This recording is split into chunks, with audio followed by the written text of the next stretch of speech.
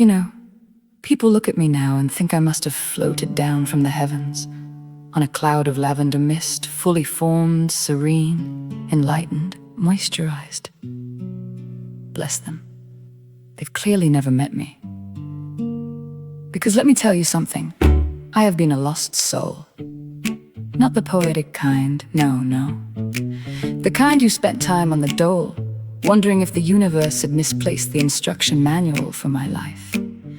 I've been the flag on top of the dung heap of existence, flapping proudly, because if you're going to be stuck on a pile of crap, you might as well commit to the aesthetic.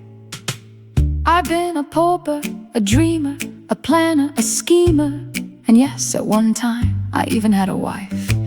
Don't look so shocked, it was the 90s. We were all experimenting with something. I've been here, but often not wanted there. Ridiculed, ignored, and passed by like a charity bucket in a recession. I've been kicked out of bed, sometimes by lovers, sometimes by life. Been drunk out of my head, and I'll admit it. I've told the odd lie, just the odd one. Little ones like, I'm fine, or I know what I'm doing. I invented sadness, patented madness. Been a lover, had my heart broken so thoroughly it should have come with a warranty. Found a penny, lost a pound, story of my life. I've been a socialite, a nun and a tot. Not all at once, though I'm sure someone somewhere would pay good money to see that combination. I've been on a diet, don't clap, it didn't last. And I once got mixed up in a riot, not intentionally. I thought it was a cue for a food truck. By the time I realized, I was already chanting. I've been a lady of leisure, a lady of dubious pleasure, a shining example and a complete disgrace. Sometimes all before lunchtime. I've stood out from the crowd, mostly because I refuse to shrink. I've stood my ground, standing proud, taken my share of life's beatings. I've heard bigots and fools preach their God-given cause, to the point where even the angels start weeping. And honestly, if the angels are crying, you know it's bad. They've seen everything.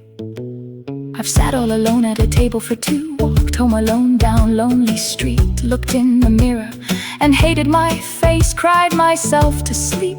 Not the glamorous kind of crying either, the snotty, hiccuping, why is my life like this kind? The kind where even the pillow gives up and goes down.